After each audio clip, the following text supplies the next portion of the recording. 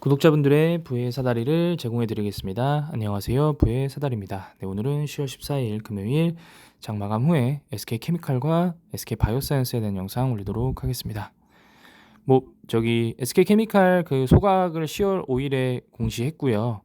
그 변경 상장한다라는 공시가 또 나왔습니다. 변경 상장은 10월 19일. 그러니까 현재 소각은 했습니다만 현재 그 공식적으로는 아직까지 소각된 상태는 아니고 소각돼서 총 발행량이 1723만 1291주로 운영되는 시점이 10월 19일이다. 이런 내용들을 간단하게 3시 반에 장 마감하고 바로 공시가 나왔고요. 이런 공시로 인해서 주가가 펌핑됐다라고 생각하시면은 조금 인과관계 부족하고 이미 과거에 자사주 매입할 때 500억 매입할 때부터 소각을 목적으로 매입했다라는 내용이 있었기 때문에 그런 부분들은 크게 신경 쓰지 않으셔도 될 것 같습니다. 일단 오늘 시장보다는 큰 상승을 갖고 왔습니다. 5%. 종가가 고가인 부분도 가장 조금 마음에 들고요. 그 다음에 시장보다 큰 상승. 오늘 코스피가 오늘 2.3% 상승했는데요. 그보다 배 이상으로 상승을 했기 때문에 일단은 SK케미칼 관점에서는 오랜만에 큰 상승이 나왔다라고 생각합니다. 물론 큰 하락이 있었기 때문에 당연히 큰 상승이 나와야 되는 건 마찬가지인데 당연한 이치인데요. 여태까지의 SK케미칼의 행보를 보게 되면 시장보다 더 큰 하락 그리고 시장보다 더 낮은 상승이 가장 어떻게 보면 종특이었습니다. 근데 그런 부분들을 또 깼다는 부분이 한 가지 유의미한 부분이고요. 이렇게 된 이유는 간단하죠. 결국에는 오늘 뉴스 하나도 안 나왔잖아요. 그러니까 어떤 재료로 주가가 5% 상승한 게 아니고요. 오로지 수급에 의해서 상승을 했습니다. 무슨 수급이냐? 외인이 오랜만에 돌아왔습니다. 매매 동향을 보게 되면 오늘 외국인이 4만 주를 매수했습니다. 4만 488주 순 매수했고요. 기관 투자자 8천 주 매수했는데 금융 투자가 다시 돌아왔고 사모펀드가 3일 연속 순 매수하고 있습니다. 연기금은 매도 물량은 늘렸습니다. 연기금의 어떤 지속적인 순 매수를 기대하기는 조금 어려워 보이고요. 이런 부분들은 당연히 공매도와도 연결이 됩니다. 오늘 공매도가 처음으로 9월 21일 이후에 처음으로 한 자릿수 9.48%로 떨어졌습니다. 당연히 공매도 평균가보다 종가가 훨씬 높습니다. 오늘 공매도 물량들이 약 만주가 조금 안 되는데요. 한 9천 주 정도 되는 것 같은데요. 증권사의 매매 동향을 보게 되면 UBS와 JP모건이 14,000주 만주씩 대량 매수를 했습니다. 아무래도 메릴 린치가 여전히 공매도를 치고 있는 것 같은데요. 공매도를 쳤지만 실패한 것으로 보여집니다. 대차장고 같은 경우에는 여전히 유지가 되고 있기 때문에 어떤 특별한 어떤 이 숏을 보는 각 그 관점에서 롱으로 바뀌었다라고는 설명드릴 수는 없습니다만 어쨌든 대차장고는 유지가 되고 있지만 공매도를 물량을 상환하고 있는 모습들이 좀 포착이 되고 있기 때문에 이런 부분들을 조금 더 지속적으로 봐야 될 필요는 있습니다. 네, 특히나 오늘 같은 경우에는 정말 오랜만에 프로그램이 순매수입니다. 프로그램 순매수가 9월 5일 이후로 처음입니다. 9월 5일 이후로 프로그램 순매수가 처음인데요. 결국에 제가 어제도 말씀드렸는데 SK케미칼이 상승하기 위해서는 프로그램의 순매수가 필요하다라는 말씀드렸는데요. 드디어 한 보름 만에 프로그램이 순매수로 돌아왔습니다. 프로그램 순매수는 상당히 유의미한 부분이고요. 신한금융투자도 사실은 최근에 지속적으로 매도를 늘려왔는데 특히 신한금융투자 같은 경우에는 신한금융투자 증권사를 통해서 프로그램 매매로 외국인들이 보통 거래를 많이 하는 것으로 추정이 됩니다. 근데 오늘 같은 경우에는 신한금융투자도 순매수를 거의 만주 가까이 하면서 SK케미칼의 주가 상승을 이끌었습니다. 지금 보게 되시면은 이따도 말씀드릴 거지만 SK바이오사이언스는 하락했습니다. 냉정히 보면 SK바이오사이언스는 코로나19의 수혜주로서의 어떤 그런 이미지를 아직까지는 너무 늦게 지금 탈피하려고 하고 있기 때문에 주가는 하락했던 부분이고요.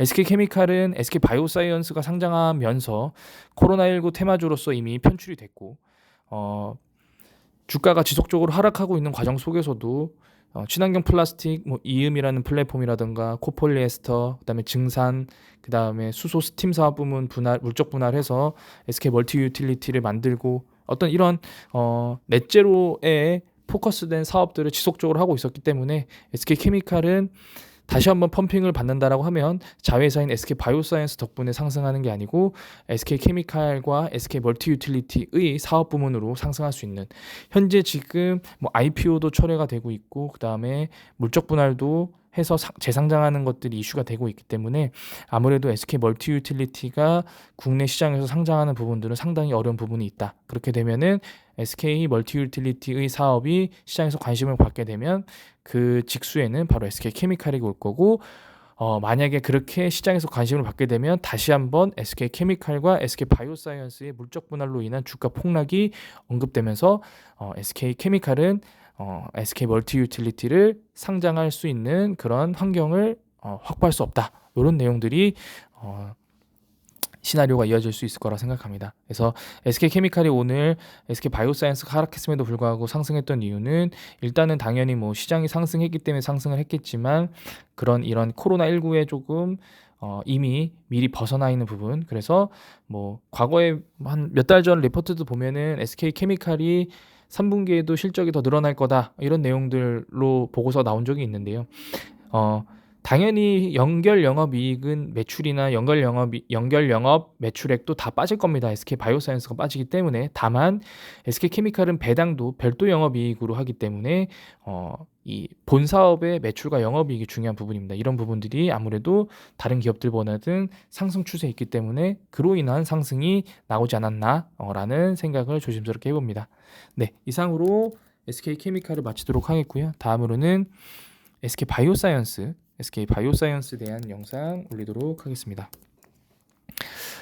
사실 SK바이오사이언스는 오늘도 하락을 했습니다. 뭐 86,000원짜리 레포트가 나왔고 또 당연히 목표 주가를 낮췄습니다. 뭐 현 주가보다 낮은 목표를 제시한 기업이 13개라고 하는데요. 뭐 SK바이오사이언스는 그 정도까지는 아니고 딱 비슷한 수준으로 맞춘 것으로 보여집니다. SK바이오사이언스 당연히 뭐 하락한 이유는 뭐 당연히 수급이 안 좋아서죠. 왜냐면은 뭐 그 기관도 외국인도 다 매도를 했고 거래량도 어제보다 훨씬 더 줄었습니다. 지금 공모가가 65,000원이기 때문에 공모가 대비 10% 정도 수준으로 지금 많이 떨어져 있습니다. 오늘 한번 제가 다른 종목들은 보지 못했는데요. 셀트리온이나 삼성바이오로직스 한번 보도록 해보겠습니다. 셀트리온은 오늘 엄청난 상승, 5% 상승을 가져왔고요. 사실 이게 맞거든요. 대부분 다 5% 상승을 가져왔습니다. 삼성바이오로직스는 오늘 마이너스 0.12% 하락 했습니다. 일단은 뭐 삼성바이오로직스는 바닥 대비 현재 지금 9% 상승되어 있는 상태고, 셀트리온은 바닥 대비 7%의 상승. 근데 SK바이오사이언스는 지금이 바닥입니다. 바닥 대비 5% 상승이긴 합니다만 현재 수준이 바닥입니다. 그 볼린저 밴드 하단을 돌파하지 않고 여기서 버틴 다음에 상승 추세로 가고 있는 찰나에 둘째 날부터 바로 꼬꾸라졌습니다. 자, 이렇게 되면은 사실은 SK바이오사이언스는 시장의 어떤 상승과는 관계없이 지속적인 하락이 나올 가능성이 높습니다. 네, 주봉에서 십자가형을 만들었다고 하면 버티고 끝까지 올라왔었어야 되는데요. 일단은 시가 대비 조금 아래로 마감을 했고 결국에는 주봉 기준 볼린저 밴드 하단에서 마무리를 쳤습니다. 추가적인 하락이 나올 가능성은 조금 더 올라갔고요. 다만 제가 매번 말씀드리는 게, 제가 이렇게 추가적인 하락이 나온다라고 가능성이 높아졌다고 말씀드리면 그러면 뭐 팔란 소리냐 뭐 손절하란 소리냐라는 말씀을 하시는 분이 계신데, 바닥에서 매수할 수 있는 그런 기회가 있다라는 뜻을 저는 설명드리고 싶었습니다. 현재 지금 8월 초부터 지금 거의 뭐 3개월 두 달 반 연속 매주 하락하고 있습니다. 이렇게 끝없는 하락이 있다고 하더라도 어느 정도의 반등은 나오기 마련인데요. 일단은 금주는 추가적인 하락을 시도하다가 어쨌든 시장이 조금 반등하면서 그 하락을 조금 메이크업했고, 다음 주도 만약에 지금 현재 나스닥 선물이 금일 현재 0.54% 상승 중에 있는데요. 나스닥 선물이 상승을 조금만 더 해준다면, 금요일에 상승 마감한다고 하면 다음 주에는 조금이라도 반등이 나올 수 있지 않을까라는 생각을 합니다. 다만 SK바이오사이언스는 현재 대차잔고가 여전히 650만 주를 갖고 있고 공매도도 10% 이상 계속 나오고 있습니다. SK 바이오사이언스는 정말로 CMO, 그러니까 노바백스의 매출량을 제외하고는 어떠한 특징적인 사업의 어떤 그 도드라짐이 없는 게 현실입니다. 사실은 돈을 잘 벌고 있어서 좋은 기업이지만 코로나19 매출량을 빼고 그 다음에 독감 매출만 두고 본다라고 하면 사실은 그냥 뭐 우리나라의 일반 조그마한 제약회사와 다를 게 없습니다. 과거에 코로나19 전에도 물론 그때는 이제 연구개발을 하면서 빌 게이츠 재단과 협업을 하고 이런 부분들이 있었지만 어쨌든 코로나19로 인해서 급성장한 건 사실이고 어떤 그 벌어들인 돈으로 빠르게 사업을 더 확장했었어야 되는데 사업 확장이 지연되면서 발생되는 주가의 하락이라고 생각합니다. 매번 말씀드리지만 그럼에도 불구하고 SK 바이오사이언스가 잡주냐, 더 이상 미래가 없느냐, 사실 그런 부분들은 말이 안 됩니다. 선례로 삼성바이오로직스 같은 경우에는 과거에 그 분식회계로 인해서 거래 정지였나요? 어쨌든 주가가 많이 움직이지 않았던 때도 있었습니다. 이슈가 있었던 때도 있었고요. 그리고 지금 삼성바이오로직스를 보게 되면 2016년부터 6년간 거의 10배 가까운 상승을 가져왔습니다. 2019년도만 하더라도 2019년도에 23만 원이었기 때문에 거의 4배 이상, 2년 만에 4배 이상을 갖고 왔습니다.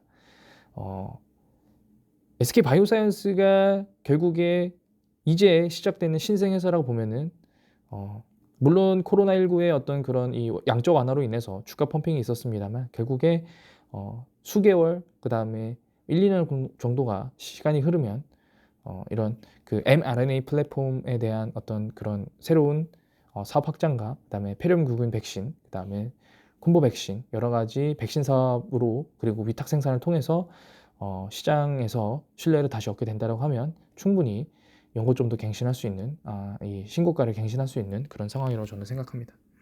다만 현재는 특별한 모멘텀도 없고 시장에서 관심 가질 만한 섹터도 아니기 때문에 기나긴 암흑의 터널을 지나고 있다고 생각하고요. 이런 부분들을 버텨야만이 시장에서 수익을 낼 수 있는 그런 사람이라고 생각합니다. 네, 오늘 영상은 여기서 마치도록 하겠습니다. 시청해 주셔서 감사합니다.